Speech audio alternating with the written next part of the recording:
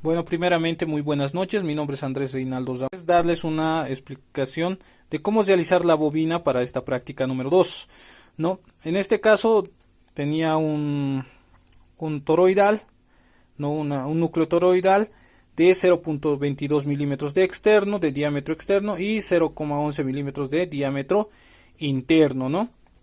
He usado un alambre de cobre galvanizado, ¿no? De número 24, ¿no? En este caso, el principio, para hacer este diseño, vamos a hacer un oscilador de bloqueo para hacer la prueba.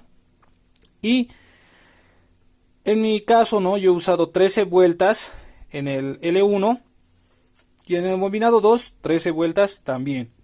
¿Esto para qué? ¿No? Como es un oscilador de bloqueo, para que cuando cargue el L1, ¿no? Sea bloqueado por L2, ¿no? Por eso se llama oscilador de bloqueo. Por eso deben ser de la misma cantidad de vueltas y tratar de que sean de la misma cantidad de hercios, ¿no? Recomendaciones para esto, ¿no? Debemos tener en cuenta la dirección del embobinado, cómo lo estamos embobinando, ¿no? Tenemos que tomar en cuenta, no podemos embobinar, por ejemplo, en aquí podemos ver que se está embobinando desde el lado interior, ¿no?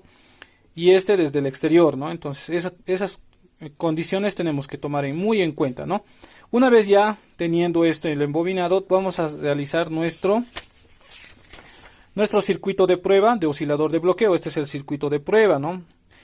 Con un transistor BC548 y una resistencia de 1 kilo ohmio. En este caso puede ser de 1 kilo ohmio. En mi caso yo lo he armado prácticamente con un potenciómetro que está alrededor de 800 a 830 ohmios más o menos, ¿no? Otras recomendaciones que tenemos que tomar en cuenta es si la bobina empieza a zumbar. Una vez que armamos este circuito, ¿no? Este circuito, cuando empiece a zumbar la bobina, lentamente podemos ver, ¿no? Que empieza a moverse. Entonces podemos apreciar que o deducir que le faltan vueltas. Es decir, tenemos que embobinar, dar vueltas, dar unas vueltas más, ¿no? Unas 2 o 3, ¿no? Otra observación que tenemos que tener, ¿no? Ya esto con el osciloscopio, si no oscila es porque le sobran vueltas, ¿no? La frecuencia a la que oscila este circuito, ¿no? Eso es un poco extremadamente alto, es por eso que nosotros no vemos el LED parpadear, ¿no? Lo vemos constante, como si estuviera encendido constantemente. Tal vez explicar un poco del principio, ¿no? Cuando nosotros encendemos o iniciamos el circuito, ¿no? La corriente va a fluir por la bobina 1, ¿no? Y es por eso que en esta parte nos dice el campo magnético, la intensidad de campo magnético de B1 es mayor a B2, ¿no? ¿Por qué? Porque al principio, ¿no? Va a llegar a cargar la bobina en L1, ¿no?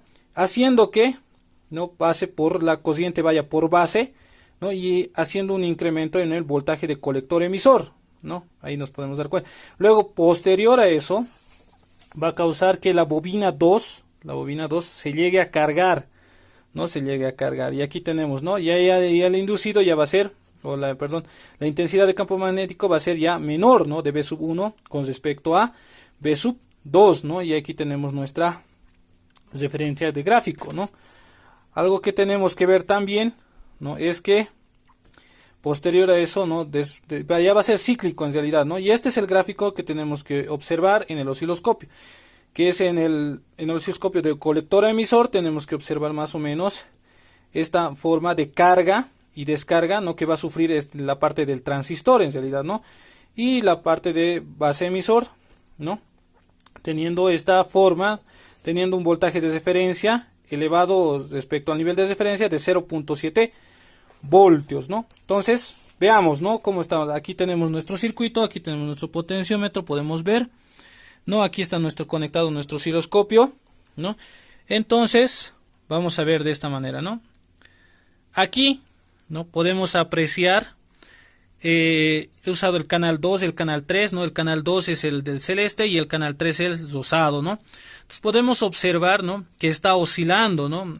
Por eso que no podemos apreciar en el LED, no podemos ver, ¿no? Como referencia ya los gráficos idealmente, ¿no? Ya lo habíamos visto, pero aquí podemos apreciar de una forma mejor. No podemos ver, ¿no? Que en el voltaje de colector emisor, ¿no? Existe una carga, ¿no? Existe una carga y a la vez una descarga, ¿no? Lo propio pasa en el voltaje de base emisor, ¿no? Que este tiene respecto al nivel de referencia, si nosotros podemos ver acá, aquí está nuestro nivel de referencia, ¿no? Entonces, respecto al nivel de referente, voltios, ¿no?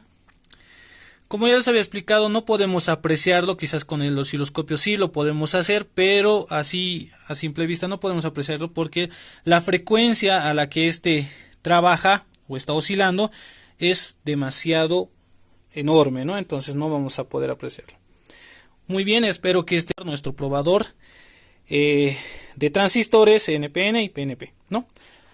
Bueno, me despido, tengan una buena noche.